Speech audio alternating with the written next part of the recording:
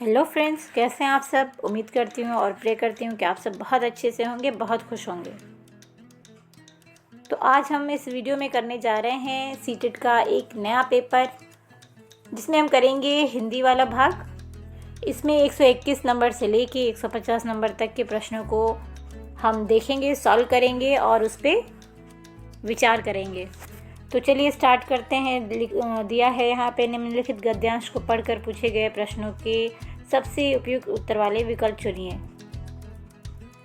पाठ्यक्रम को कक्षा क्रम से बहुत कड़ाई के साथ बांध देने के परिणाम स्वरूप बच्चे का विकास एक अनवरत प्रक्रिया नहीं बन पाता, अपितु कृत्रिम खंडों में बढ़ जाता है। एक स्थिर पाठ्यक्रम बच्चों की व्यक्तिगत रुचियों और क्षमताओं के विकास में सहयोग न देकर एक मजबूरी बन जाता है, जिसे बच्चा और उसका अध्यापक दोनों बेबस होकर स्वीकार करते हैं। यदि एक बच्चा किसी विषय में अपने सहपाठियों से अधिक दिलचस्पी दिखाता है, तो पाठ्यक्रम की बदौलत उसे पूरे 1 वर्ष या इससे भी अधिक प्रतीक्षा करनी होती है, जब वो उस विषय में कुछ अधिक विस्तृत जानकारी अध्यापक और नई पुस्तक से प्राप्त कर सकेगा।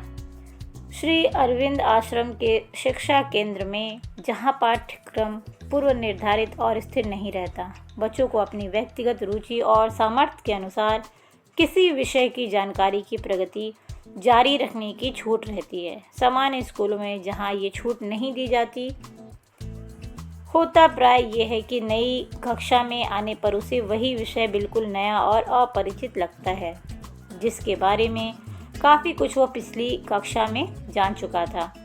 विशेष तौर पर ऐसा तब होता है जब पाठ्यक्रम पाठ्यपुस्तकों का पर्याय हो, जैसा भारत में है।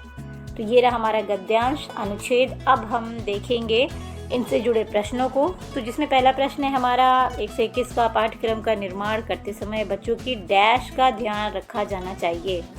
तो पहला ऑप्शन है क्षमताओं और आर्थिक पृष्ठभूमि की, क्षमताओं और पारिवारिक स्तर की, क्षमताओं और रुचियों और आर्थिक पृष्ठभूमि की। तो इसको सॉल्व करते वक्त हम देखेंगे कि आर्थिक पृष्ठभूमि जहाँ होगा वो हम उसको गलत मान लेंगे, क्योंकि पढ़ाई लिखाई से आर्थिक पृष्ठभूमि से कोई मतलब नहीं होता है। और आपका स्टेटस अगर चेक कर रहा है कोई, तो ये भी गलत है। तो क्षमताओं और रुचियों का।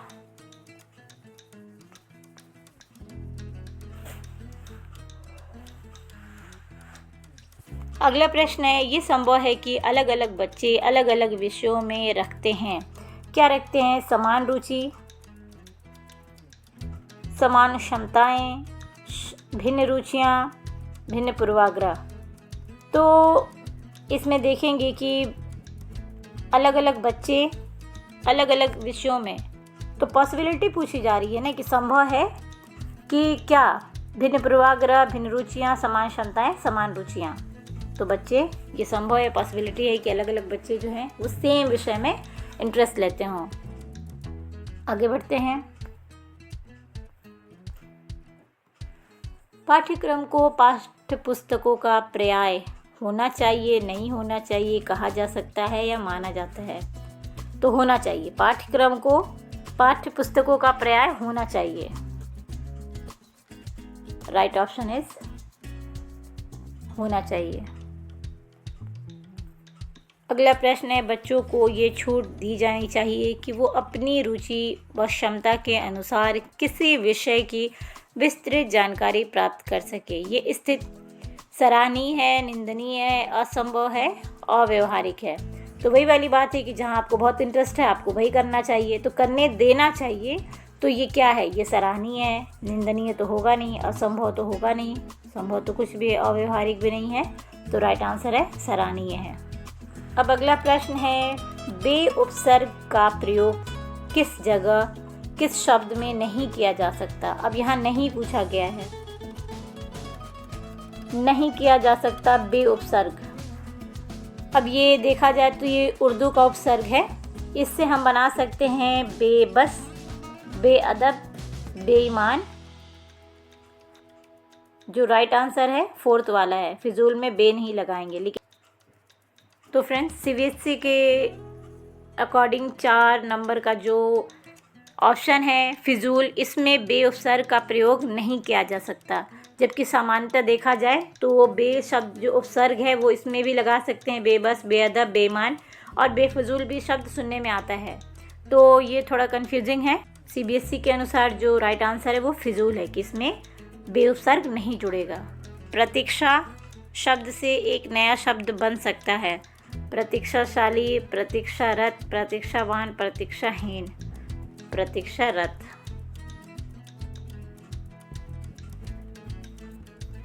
वर्ष में एक प्रत्यय लगाने पर नया शब्द बनेगा, तो वार्षिक बनता है। वार्षिक की जो सही स्पेलिंग है ये इसमें है फोर्थ वन। अनुच्छेद के आधार पर कहा जा सकता है कि पाठ्यक्रम स्थिर होना चाहिए, पाठ्यक्रम में लचीलापन होना चाहिए, पाठ्यक्रम पूर्णतः अस्थिर होना चाहिए, पाठ्यक्रम जानकारी परक होना चाहिए। तो जो हम सवालों के जवाब दे रहे वो अनुच्छेद के अनुसार दे रहे। क्वेश्चन भी पूछा गया कि अनुच्छेद के आधार पर, तो थर्ड वाला राइट आंसर होगा।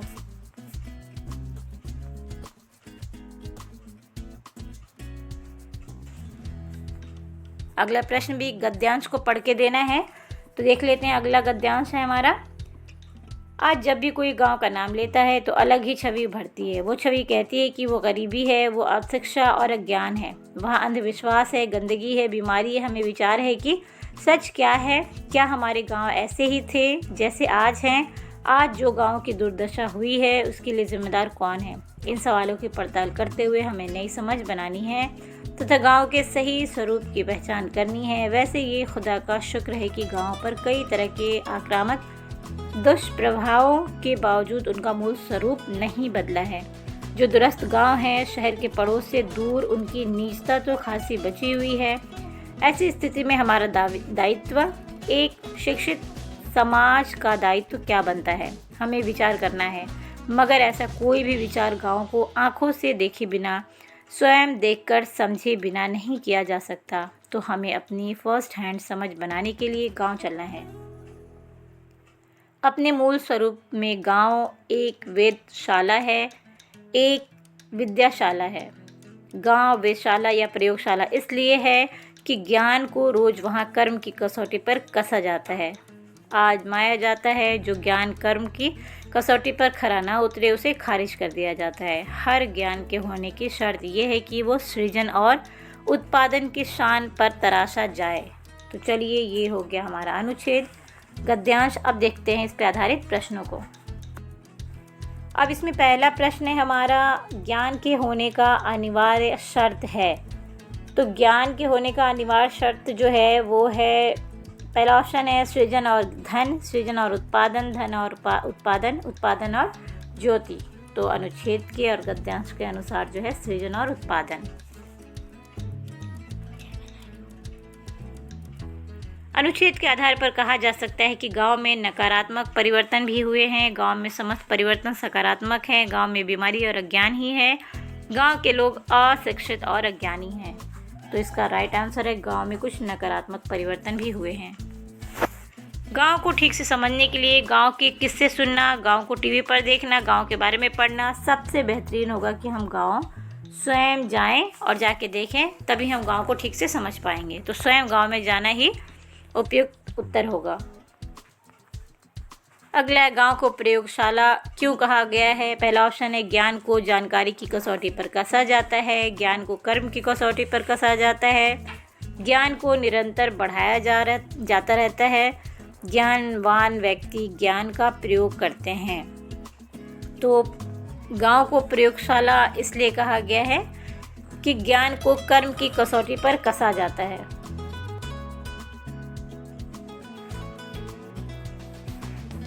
फर्स्ट हैंड समझ से तात्पर्य है ज्ञानवान व्यक्तियों से जानकारी लेना, दूसरों के अनुभव से समझ बनाना, स्वयं के अनुभव से समझ बनाना, स्वयं के पूर्व ज्ञान पूर्वाग्रहों से समझ बनाना। तो फर्स्ट हैंड ज्ञान का मतलब होता है स्वयं के अनुभव से समझ बनाना। अगला है शिक्षित शब्द में प्रत्यय है। तो ये क्वेश्चन, इस तरह के क्वेश्चन बार बार पूछे जाते हैं। आप कई सारे हिंदी के पेपर उठा के देखेंगे तो प्रत्यय में ज़्यादातर इत वाला ही शब्द पूछा जाता है। कि इस शब्द में कौन सा प्रत्यय जुड़ा है, तो मोस्ट ऑफ द के राइट आंसर जो होते हैं वो इत आता है। तो इस तरह के प्रत्यय और उपसर्ग को ज़्यादा देखेंगे। अगला प्रश्न है, गांव की छवि में क्या शामिल नहीं है? तो गंदगी तो था अनुच्छेद के अनुसार, अशिक्षा भी था, ज्ञान भी था, अज्ञान, तो कर्म नहीं था। तो राइट आंसर हो जाएगा हमारा 4 कर्म। राइट आंसर होगा कर्म। गांव की छवि में कर्म शामिल नहीं था। आगे देखते हैं, प्राथमिक स्तर पर कौन सी गतिविधि बच्चों की मौखिक अभिव्यक्ति के विकास में सबसे कम प्रभावी है? सबसे कम प्रभावी पूछा गया है। तो इसमें पहला ऑप्शन है घटना वर्णन करना, ये तो प्रभावी है, ये तो प्रभावी है। ये कम प्रभावी पूछा है। कहानी को शब्दशः दोहराना, ये भी प्रभावी है। कहानी को अपनी भाषा में कहना, चित्र दिखाकर कहानी कहलवाना, कहानी को अपनी भाषा में कहना, ये सबसे कम प्रभावी है। मुहावरे और लोकोक्तियाँ के प्रयोग के संदर्भ में कौन सा कथन उचित है? ये भाषा का अनिवार्य हिस्सा है, ये भाषा प्रयोग को प्रभावी बनाते हैं, ये भाषा को नियंत्रित करते हैं, भाषा का अलंकरण इनका कार्य है। तो नियंत्रण तो बिल्कुल नहीं करते हैं, अनिवार्य हिस्सा तो है लेकिन अनिवार्य भी नहीं, इसके बिना भी हो जाता है। भाषा का अलंकरण इनका कार्य नहीं है, ये भाषा प्रयोग को प्रभावी बनाते हैं, इसलिए हम मुहावरों का इस्तेमाल करते हैं। अपने भाषा को, अपने वाक्य को, अपने बात को अगर हमें बहुत ही प्रभावी ढंग से कहना है, उस पर बहुत एम्फसाइज करके कहना है, बात करना है कि लोग नोटिस करें, तो हम अपने बातों के आगे या पीछे मुहावरे या लोकोक्ति जोड़ देंगे तो ये प्रभावी बन जाते हैं। तो यही इनका उपयोग है। मीता ने सभी बच्चों को एक अनुच्छेद दिया जिसमें हर 5वें शब्द की जगह रिक्त स्थान था जिसे बच्चों को भरना था। मीता ने किसका प्रयोग किया? पठन परीक्षण, लेखन परीक्षण, व्याकरण परीक्षण या क्लोज परीक्षण? तो इसका राइट आंसर हो जाएगा क्लोज परीक्षण। अगला है, बच्चों में डैश और डैश के माध्यम से लेखन कौशल का विकास किया जाता है। तो छोटे बच्चों की बात हो रही, तो पहला ऑप्शन है रेखांकन और चित्रांकन। चित्रांकन लिपि चिन्हों से नहीं, रेखांकन लिपि चिन्हों से, लिपि चिन्हों और अक्षर बनावट से। इसका राइट आंसर होगा 1। इसका राइट आंसर होगा रेखांकन और चित्रांकन से। आगे देख लेते हैं, मुदिता अक्सर श को स बोलती है। मुदिता की भाषा शिक्षिका के रूप में आप इस स्थिति के बारे में क्या कहेंगे? भाषागत त्रुटि का होना,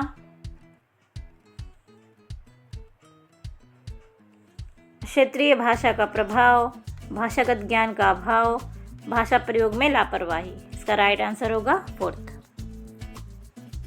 निम्नलिखित में से कौन सा प्रश्न बच्चों की भाषा क्षमता के विकास में सर्वाधिक सहायक है? डाल डाल का इस्तेमाल करते हुए वाक्य बनाओ। तितली कली के पास कब गई होगी और क्यों? तितली और कली में क्या खेल खेला? तुम्हारी मनपसंद किताब कौन सी है? तो सवाल है हमारे कि निम्नलिखित में से कौन सा प्रश्न बच्चों की भाषा क्षमता के विकास में सर्वाधिक सहायक पूछा है?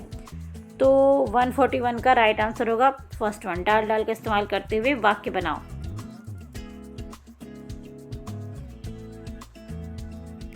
अगला है, सामाजिक अंतःक्रिया की अवधारणा से संबंधित है। स्किनर से, पियाजे से, चॉम्स्की से या वाइगोत्स्की से? तो ये राइट आंसर होगा 4th वन। आगे, स्किनर ने भाषा सीखने की प्रक्रिया में डैश पर सर्वाधिक बल दिया है।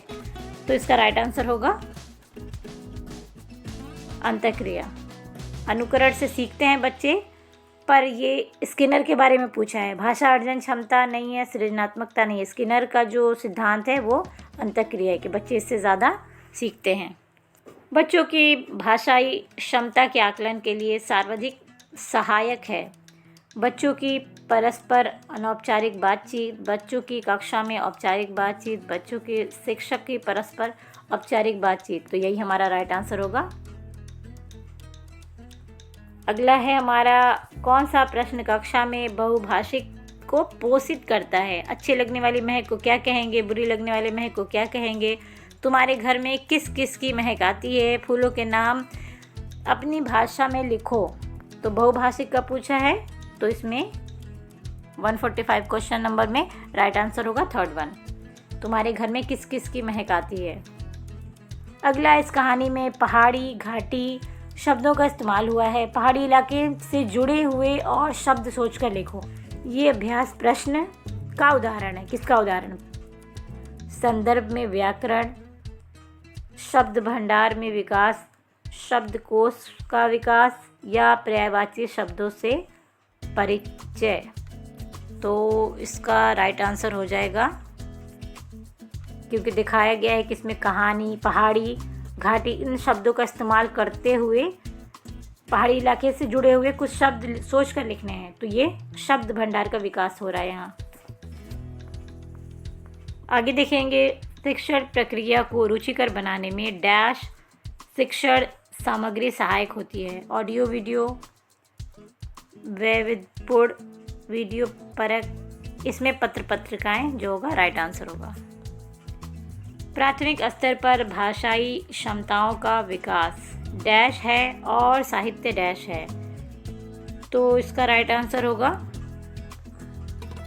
प्राथमिक स्तर पर भाषाई क्षमताओं का विकास साध्य है और साहित्य साधन। तो थर्ड वन जो है वो राइट आंसर होगा। प्राथमिक स्तर पर कौन सा भाषा शिक्षण का उद्देश्य नहीं है। अब इसमें क्वेश्चन पूछ रहा है उद्देश्य नहीं है। अपने द्वारा कही गई बात की तार्किक पुष्टि करना, भाषा का सृजनशील एवं कल्पनाशील प्रयोग करना, रचनाओं के माध्यम से विभिन्न विषयों से जुड़ना, भाषा संबंधी व्याकरण को पूर्णतः कंठस्थ करना। याद करने वाली कोई बात भाषा में ज़्यादा कारगर नहीं होती है। भाषा का प्रयोग को ज़्यादा बोलना, एक दूसरे से इंटरेक्ट होना, बातचीत करना, किसी घटना को हमें ज़्यादातर सोच के बताना, किसी घटना का वर्णन करना, ये सब चीज़ें जो हैं वो ज़्यादा यूज़फुल हैं। तो इसमें पूछ रहा है कि शिक्षण का उद्देश्य नहीं पूछ रहा है, नहीं, तो नहीं है तो फिर ये राइट आंसर होगा, भाषा का सृजनशील एवं कल्पनाशील प्रयोग करना। आगे बढ़ते हैं, कक्षा में भाषा की डैश के प्रति डैश बनकर उसका उपयोग भाषा शिक्षण में करना चाहिए। तो पहला ऑप्शन है इसमें विविधता, विद्वान तो नहीं आएगा, विविधता तो आएगा। संवेदनशील, कठोर, एक रूपता, संवेदनशीलता, एक रूपता भाषा में नहीं, बहुभाषिक को ज़्यादा प्रेफरेंस देते हैं। तो इसमें राइट आंसर होगा सेकंड वाला। तो कैसे बनेगा, कक्षा में भाषा की विविधता के प्रति संवेदनशील बनकर उनका उपयोग भाषा शिक्षण में करना चाहिए। तो फ्रेंड्स, ये रहा हमारा आज का हिंदी का पेपर सीटेट का, जिसको हमने यहाँ सॉल्व किया। मिलेंगे अगले वीडियो में अगले पेपर के साथ। तब तक के लिए पढ़ते रहिए, आगे बढ़ते रहिए। अलविदा।